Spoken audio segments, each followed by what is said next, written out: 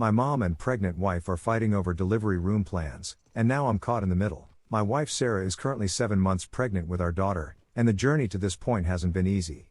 Last year's stillbirth left deep emotional scars that we're still working through. I remember that day vividly. We were so excited to welcome our first child, had the nursery painted in soft yellows and greens, and then everything changed in an instant. Sarah went into premature labor at 28 weeks, and despite the medical team's best efforts, we lost our son. We named him James, though we never got to take him home. This pregnancy has been different, filled with both hope and anxiety. Sarah's doctor, Dr. Martinez, has been incredibly supportive, scheduling extra appointments and ultrasounds to ease our minds. Even with all the reassurance, Sarah still wakes up in cold sweats some nights, clutching her belly and asking me if everything will be okay. I hold her close during these moments, trying to be her rock while managing my own fears. Our current situation, living 9 hours away from both our families in Burlington, has its advantages and challenges. We moved here 3 years ago when I got promoted to regional manager at my consulting firm.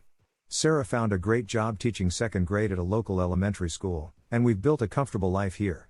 The distance from family usually works well for us. We can visit during holidays and maintain our independence, but now with the baby coming, it's becoming more complicated.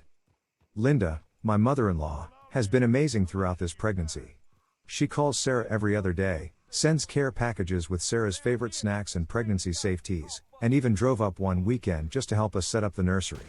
She's a retired nurse, which gives Sarah extra comfort knowing she'll have someone with medical experience around after the birth. The plan for Linda to come stay with us was Sarah's idea, and I fully supported it. Linda knows about the stillbirth, she was there with us through that terrible time, and she understands Sarah's anxiety in a way that few others do. My mom, Karen, is a different story. She's always been what you might call enthusiastically involved in my life. When Sarah and I first started dating 6 years ago, Mom would show up unannounced at my apartment with home-cooked meals, even though I lived 45 minutes away from her at the time. She meant well, but it was overwhelming. When we got engaged, she tried to take over the wedding planning until Sarah's sister Emma had to step in and firmly redirect her energy toward just the rehearsal dinner.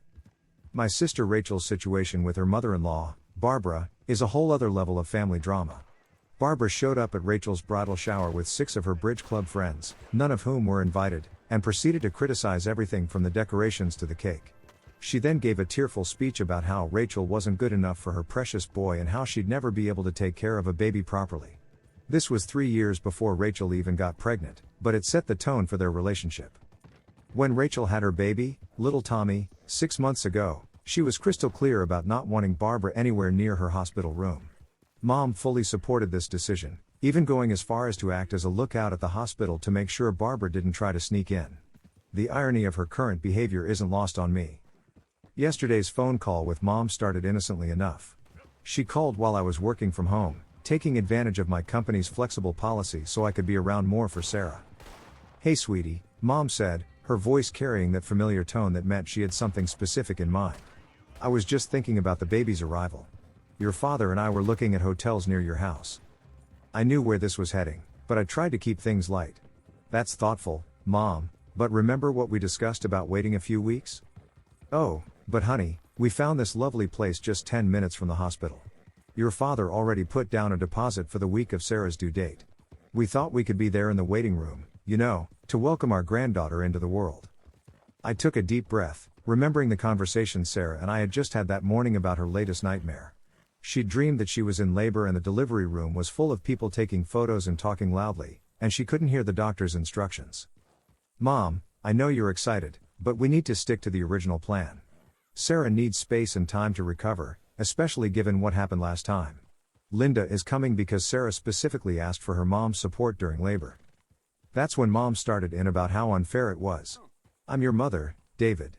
I changed your diapers, I nursed you through chicken pox, I was there for every important moment of your life. Now I'm supposed to sit at home while Linda gets to be there for everything? Do you know how that makes me feel? Mom, this isn't about you. It's about what Sarah needs to feel safe and comfortable. Remember how you supported Rachel when she didn't want Barbara around? That's completely different." Mom's voice rose an octave. "Barbara is a nightmare of a woman. Did I ever tell you what she did at Rachel's bridal shower?" "Yes, Mom, several times. But from Sarah's perspective. I've always been nice to Sarah. I helped her pick out her wedding dress, I gave her my grandmother's pearl necklace, I even learned to make those gluten-free cookies she likes. I know you have, Mom, and Sarah appreciates it. But right now, she needs calm and space. We want you and Dad to have plenty of time with the baby, which is why we think it's better if you visit when we're more settled. The conversation ended with Mom seemingly understanding, though clearly disappointed. I thought that was the end of it until Sarah came to me later that day, her eyes red from crying. "Your mom called," she said, sitting heavily on our living room couch. "She was so upset, David. She said she feels like we're pushing her away, that she's being treated like an outsider in her own son's life."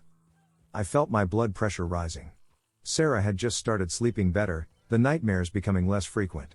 Dr. Martinez had praised her progress at our last appointment, noting how her reduced stress levels were beneficial for both her and the baby.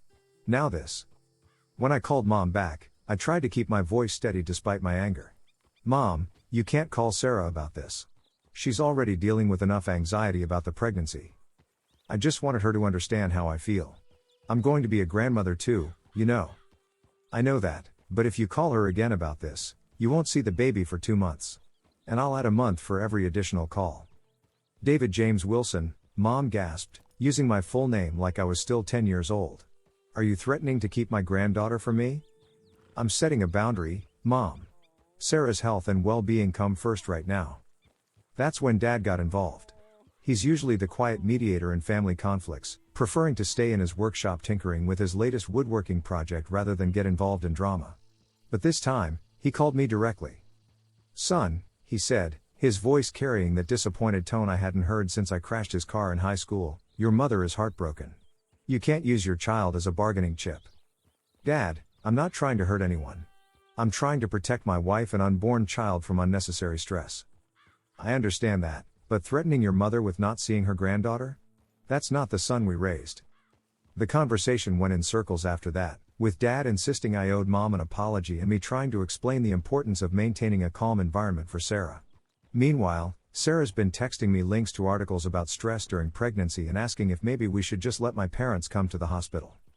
This morning, I woke up to 3 missed calls from Mom and a group text she'd started with Sarah's sisters, Emma and Jessica, asking them to talk some sense into Sarah about the birth plan. Emma, bless her, shut that down immediately, reminding Mom about her own strict rules when she had her kids. Jessica, unfortunately, saw it as an opportunity to stir up drama, suggesting we were playing favorites with the grandparents. Sarah's been quiet all day, obsessively cleaning the nursery and reorganizing the baby clothes we've bought. I know she's trying to process everything while also trying not to add to the conflict. She's always been like this, wanting to make everyone happy, even at her own expense. It's one of the things I love about her, but right now, it's breaking my heart to see her struggling with this added stress. I tried calling Rachel for advice, but she was in the middle of dealing with her own drama. Apparently, Barbara had shown up unannounced at her house, demanding to see Tommy and accusing Rachel of poisoning him against his real family. Mom had rushed over to support Rachel, temporarily forgetting our conflict in the face of her daughter's distress. The irony of the situation wasn't lost on me. Linda called this afternoon, having sensed something was wrong during her daily chat with Sarah. After I explained the situation, she offered to reach out to my mom, mother to mother, but I worried that would only make things worse. Mom already feels like Linda gets preferential treatment. Having her try to mediate would probably just add fuel to the fire. Dr. Martinez called too, following up on Sarah's stress levels after our last appointment. When Sarah mentioned the family tension, she strongly advised us to maintain firm boundaries for the sake of the baby. She reminded us that stress during pregnancy can have real medical consequences, especially given our history. This medical backing helped Sarah feel more confident in our decision, but I could still see the worry in her eyes. Dad texted me a while ago, saying Mom's been crying all day and hasn't touched her beloved garden, which is her usual stress relief. He suggested that maybe we could compromise, let them come to the hospital but stay in the waiting room, no pressure on Sarah. I haven't responded yet. Part of me wants to give in, to restore peace in the family, but I keep thinking about Sarah's nightmares, about the way she trembles when she talks about losing our first baby. My sister Rachel just called again, this time to tell me that Mom had called her crying about being banned from seeing her granddaughter. Rachel, despite her own strict rules about Barbara, suggested I might be being a bit harsh with the 2-month threat. Maybe just tell her she can't come until we give the okay? She suggested. The adding months thing does sound a bit like a punishment. I'm sitting in our home office now, looking at the family photos on my desk. There's one from our wedding day, Sarah and I surrounded by both our families, everyone smiling. Mom is beaming, her arm linked through mine, while Linda stands proudly next to Sarah. It was such a happy day, everyone getting along, no drama about who stood where or who did what. I wish we could go back to that, but I know this is different. This isn't about a single day of celebrations, this is about Sarah's health and our baby's safe arrival. Sarah just brought me a cup of tea and asked if we should maybe make a compromise. We could let them come to the hospital, she suggested quietly, but stay in the waiting room? And maybe they could visit for just an hour each day the first week, instead of waiting several weeks? I watched her fidget with her wedding ring as she spoke, a nervous habit she's had since I met her. I could see she was trying to find a solution that would make everyone happy, even though it might not be what's best for her. It reminded me of how she tried to go back to teaching just 2 weeks after we lost James, because she didn't want to inconvenience the school by taking more time off. I had to practically carry her back home when she collapsed in her classroom. My phone buzzes again, another text from Mom, this time with a photo of the baby blanket she's been knitting. It's beautiful, detailed work in soft yellow and white, clearly made with love. Below it, she's written, "Just want to give this to my granddaughter in person." I know it's meant to pull at my heartstrings, and I hate to admit it's working a little. But then I hear Sarah in the bathroom, getting sick again from the stress, and I remember why we made these rules in the first place. I remember holding her hand in the hospital last time, watching helplessly as our world fell apart. I remember the months of therapy, the gentle way we had to rebuild our hope for the future. I remember the first time she smiled about this pregnancy, really smiled, after Dr. Martinez showed us our daughter's strong heartbeat on the ultrasound. I know Mom means well. I know she's excited and wants to be involved. I know Dad is just trying to keep the peace and support his wife of 40 years. I know Rachel is trying to help, in her own way, even while dealing with her own family drama. I even understand why Jessica is stirring the pot, she's always been the family instigator, turning every situation into something about her.